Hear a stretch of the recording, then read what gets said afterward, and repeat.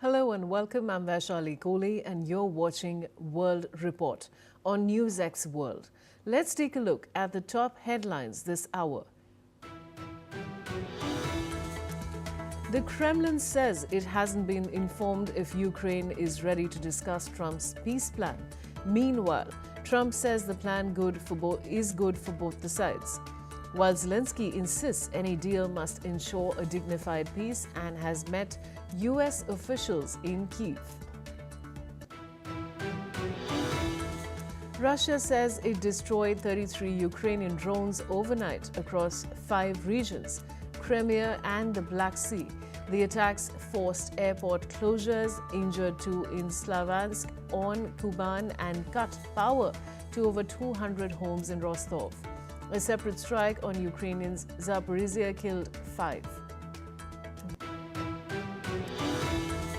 Trump called Democratic lawmakers traitors and said sedition should be punishable by death after they urged the military to refuse illegal orders. Meanwhile, House Minority Leader Hakeem Jeffries condemned the remarks as unacceptable and dangerous. Education Secretary Linda McMahon says negotiations between the Trump administration and Harvard are close to being finalized. The administration has launched investigations into the university's compliance with Trump's directives, which critics call political persecution. U.S. President Donald Trump has signed an order removing tariffs on Brazilian imports, including aircraft parts, beef, coffee, and orange juice. The move is welcomed by President Lula and aims to ease trade pressures, support supply chains, and boost economic ties between the U.S. and Brazil. President Maduro says Venezuela is ready to export gas to Colombia for the first time, as the two countries recently agreed on a binational economic zone to boost trade and energy, with final technical details still being worked out. The European Union says it will unveil a new economic security doctrine next month as it prepares a tougher trade stance towards China. The shift comes as Germany rethinks its approach, with Brussels reviewing its defense tools amid concerns over rare earth and global geopolitical pressure. China and Kyrgyzstan hold their first ever strategic dialogue focused on security, trade, and regional connectivity. Both sides say they aim to deepen cooperation under the Belt and Road Initiative. Russia says it has intercepted and destroyed 33 Ukrainian drones overnight across 5 regions, Crimea and the Black Sea.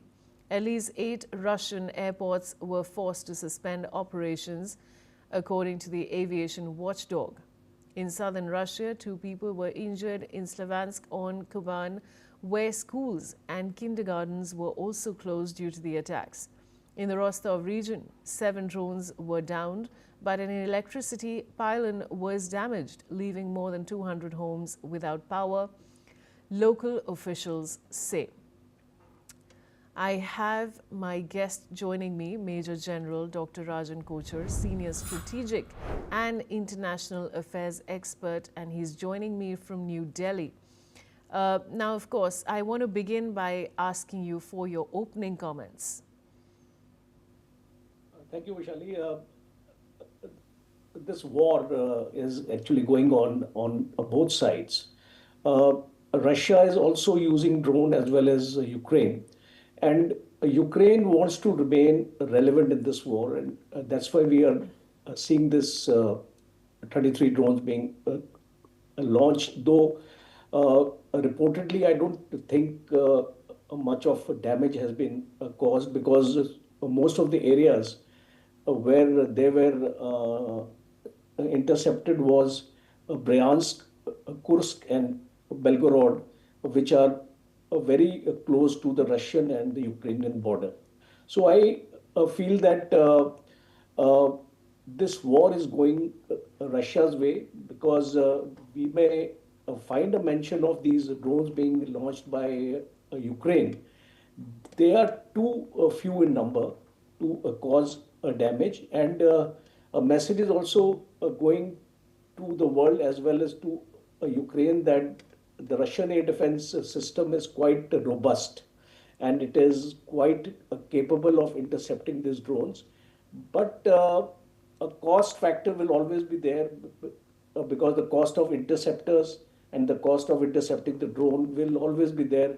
And to that extent, I think Ukraine would be happy to see that it is inflicting some kind of a cost on the Russians. But in the larger context, I don't think this is going to matter because the way things are there on the ground, the winters are approaching. Russia is trying to strike at the energy infrastructure of Ukraine, the logistic infrastructure of Ukraine. As we have seen, almost 23% of the rail network has been damaged by the Russians, almost 10,000 kilometers of railway line. So I think Russia is not interested for a ceasefire as of now. Russia is not interested for any kind of a peace plan as of now. Russia wants this war to stretch into the winters. And possibly after the winters are over, there may be a window when we are talking of Trump's peace plan, because Trump's peace plan must take into account the red lines which the Russians have mentioned to Ukraine and especially to Zelensky, saying that whatever territory has been captured, it's non-negotiable. No return of land is envisaged, and especially in the Donbass area. Western Donetsk, the fighting is on, Zaporizhzhia, Kherson, and now Odessa as well as Kyiv. So, to sum it up, I would like to say that this war is not stopping anymore, and much more concessions will have to be given by Zelensky if he wants to come on the table and if he wants to make the Russians interested, because right now Russians are not interested to come on the table. Major General Kocher, now the concern is also that, Trump's secret peace plan to end the Russia-Ukraine war has also been called controversial in many ways. Would you like to explain that to our viewers? No peace plan can be one-sided. And that is why it becomes controversial. When you make a peace plan, you first have negotiations, meetings with each other, come to a common meeting point, and thereafter issue out your peace plan. It's like Americans saying that we have a peace plan and we have a draft ready, and the Russians also saying that we also have a peace plan and our draft is also ready. So when you have these kind of statements being passed by both the leaders of both the countries, the controversy automatically comes, because right now nobody knows what is in the Trump peace plan, because unless those details are made public, it would be difficult to comment on the content of the peace plan, but the methodology, we are commenting on the methodology part of it, and the methodology itself is wrong, because no peace can happen unless the two opposing sides are in agreement to go for peace. Because right now, my analysis and my reading of the situation is that the Russians are not interested for any kind of a negotiation on a peace plan. All right, Major General Kocher, I'd request you to stay on with me. Now, the Kremlin says it has not yet been informed that Ukraine is ready to negotiate a peace plan proposed by U.S. President Donald Trump. This comes as the White House says the plan is good for both sides, dismissing concerns it mirrors many of Moscow's demands. Meanwhile, Ukrainian President Vladimir Zelensky insists any deal must ensure a dignified peace. Zelensky has met senior U.S. military officials in Kyiv, including Secretary of the Army Daniel Driscoll, and Kyiv says it is ready to work constructively with Washington. A call between Trump and Zelensky is expected soon, with Ukraine confirming it has already received a draft of the plan, though details remain undisclosed. And I have Major General Dr. Rajan Kochar back with me on the broadcast. Now, Major General Rajan Kochar, we were discussing earlier about the peace plan, but the question really is, even in the past, Trump and Zelensky haven't really agreed on many things. So do you think that this particular phone call will work? Difficult to say, because phone calls, I don't think negotiations can be concluded. But definitely, a phone call may set the tone for a future negotiation. Because I feel this phone call is relevant, because some sort of communication has been opened between Trump and Putin.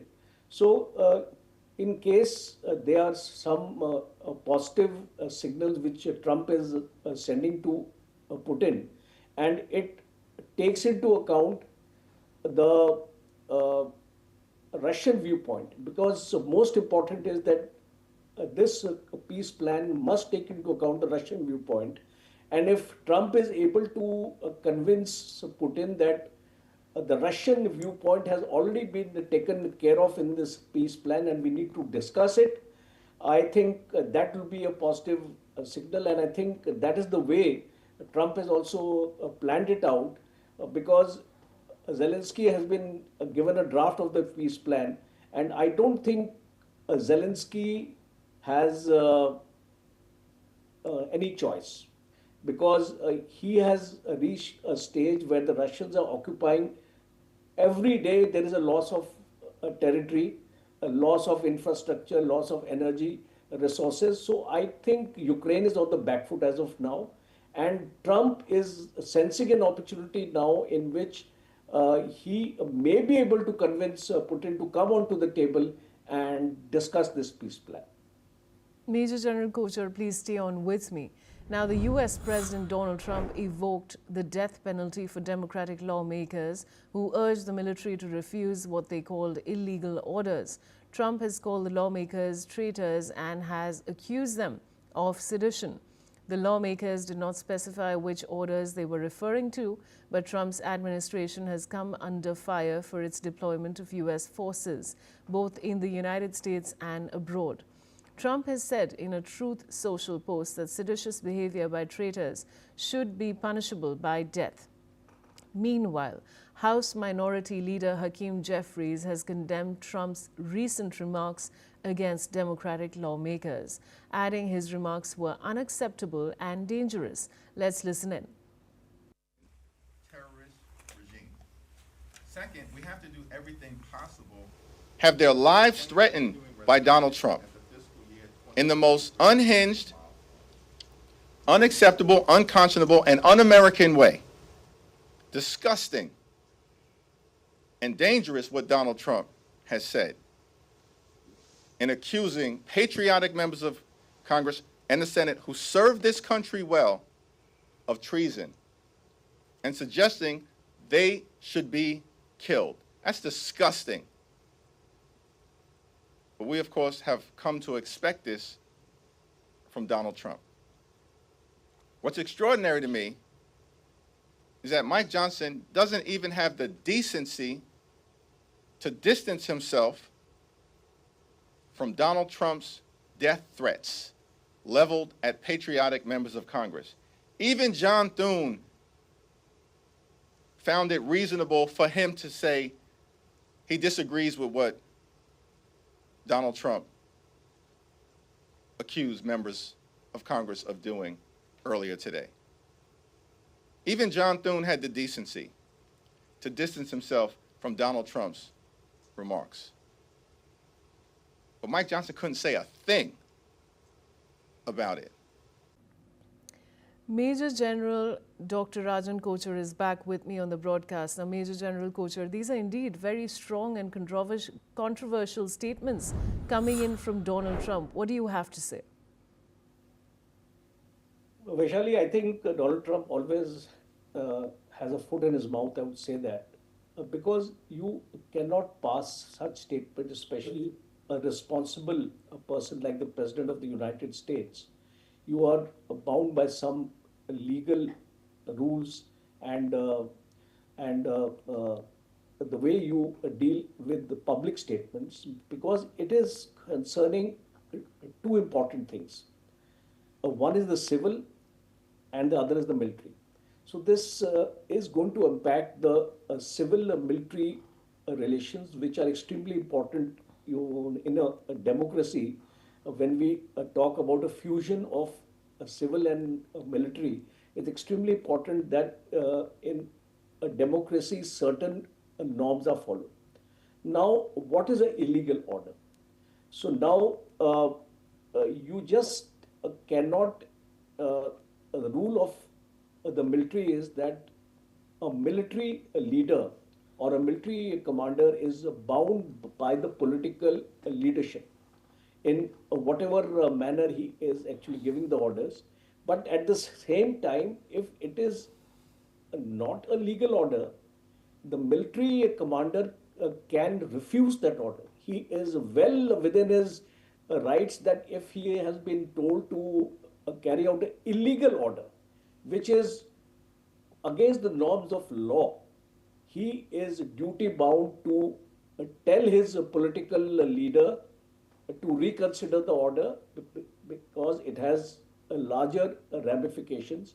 So I think this amounts to military coercion. I would actually use the strong word because you cannot have this statement being made that a death penalty will be given.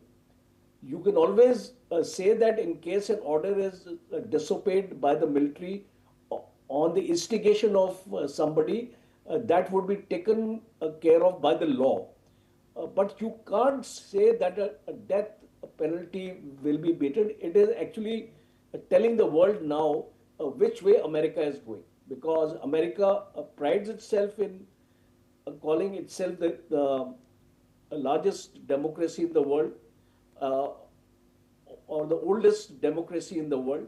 At the same time, it is also has a habit of advising other people that how the democracy should behave.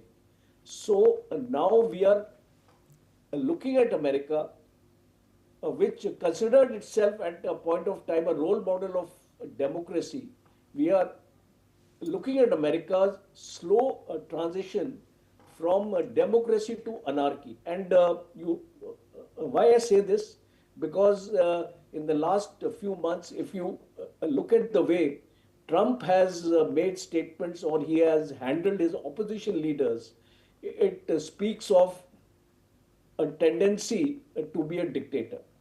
For example, I will tell you where he has tried to enforce the federal law in some democratic ruled states and trying to enforce or trying to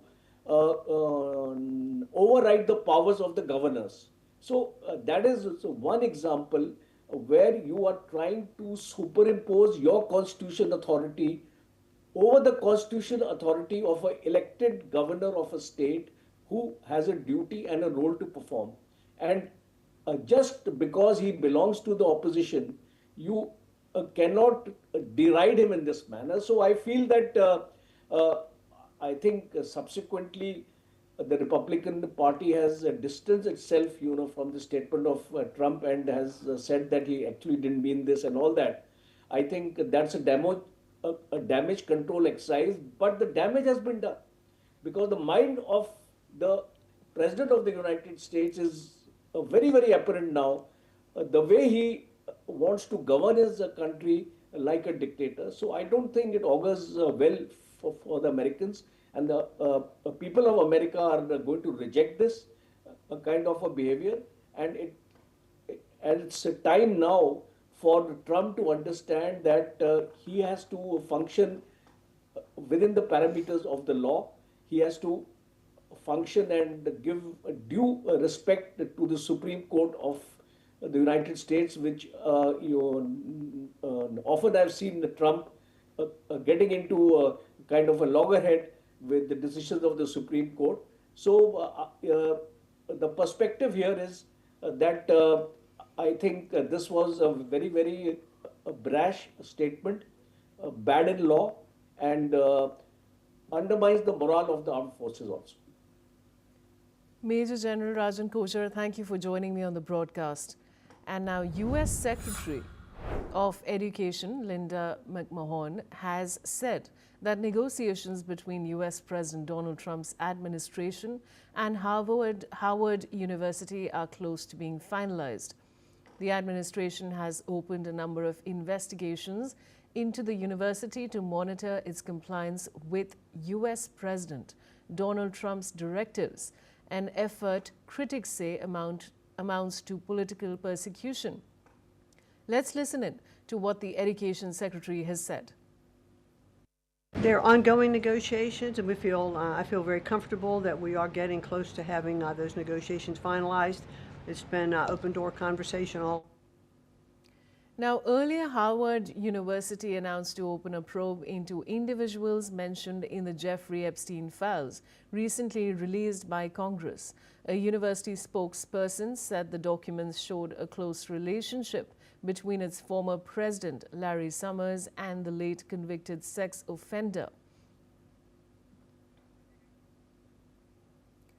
A fire tore through the COP30 summit venue in Brazil, burning part of the roof and forcing a panicked evacuation as talks entered a critical phase.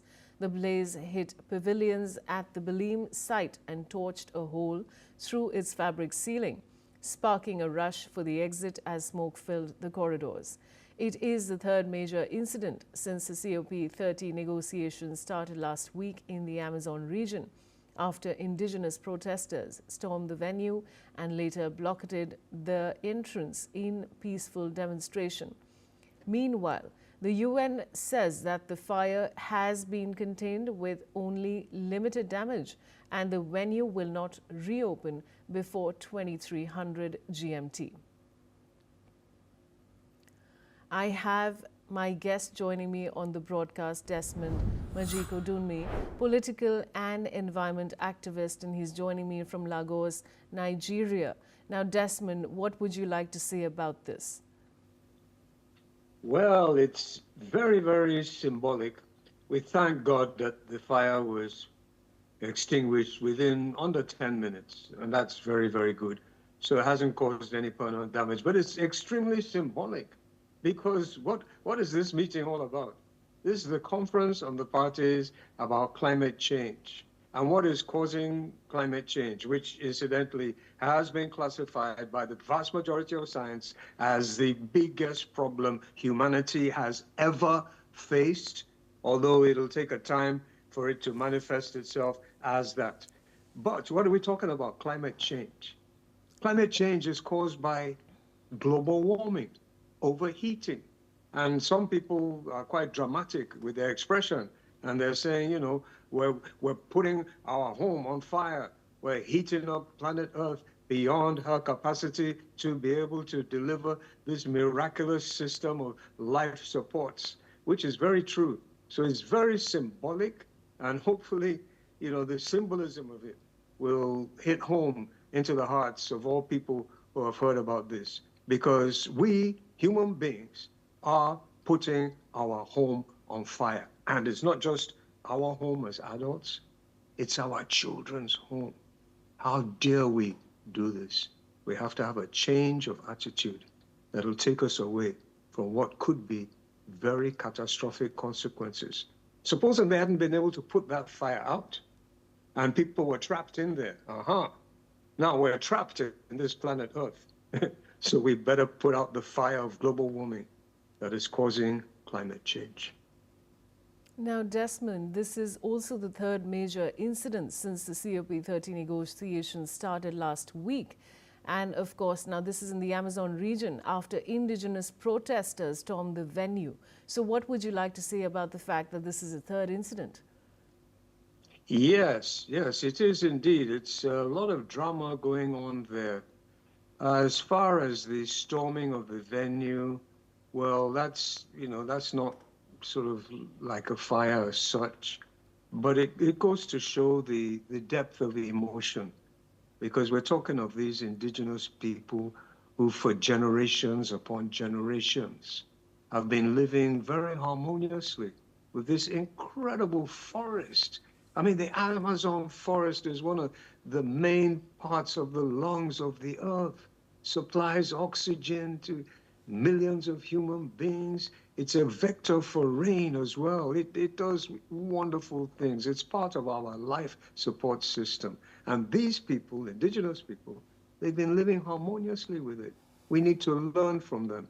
And it was a major incident. It didn't disrupt too much of the proceedings, but it brought attention to the fact that just because we think that we have this wonderful technology, which it is wonderful. Here I am communicating across the world with the technology, but if we don't evolve enough to utilize this technology responsibly, and we're using it for negative things, just for gain, and profit, then it's going to backfire on us, which is what those incidents at the COP conference were trying to highlight for us.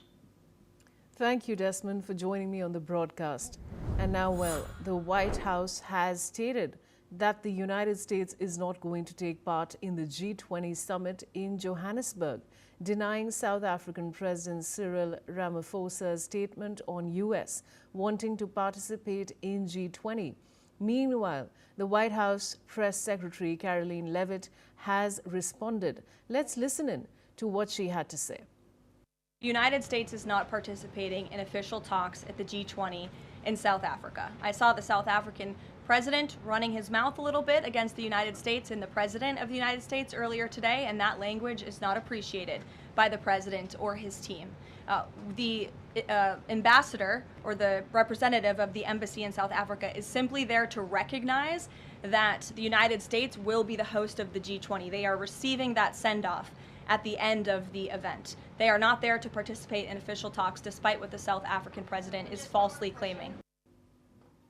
Now, the White House has defended President Donald Trump after he called a female reporter piggy as she questioned him about the late convicted sex offender Jeffrey Epstein, saying that the president's remarks reflected his frankness and transparency. In the exchange aboard Air Force One last week, Trump leaned toward the reporter, pointed his finger and said, "Quiet piggy," as she asked him about a recently released Epstein email in which the New York financier claimed that Trump knew about the girls. Justice Department to release documents from its long-running investigation into Epstein after initially resisting having the files become public. Let's have a look at what the White House spokesperson had to say. Very frank and honest with everyone in this room. You've all seen it yourself. You've all experienced it yourselves, and I think it's one of the many reasons that the American people reelected this president, because of his frankness. And he calls out fake news when he sees it. He gets frustrated with reporters when you lie about him, when you spread fake news about him and his administration. But he also is the most transparent president in history, and he gives all of you in this room, as you all know, unprecedented access. That's all we have time for. Keep watching NewsX World for more news updates from around the world.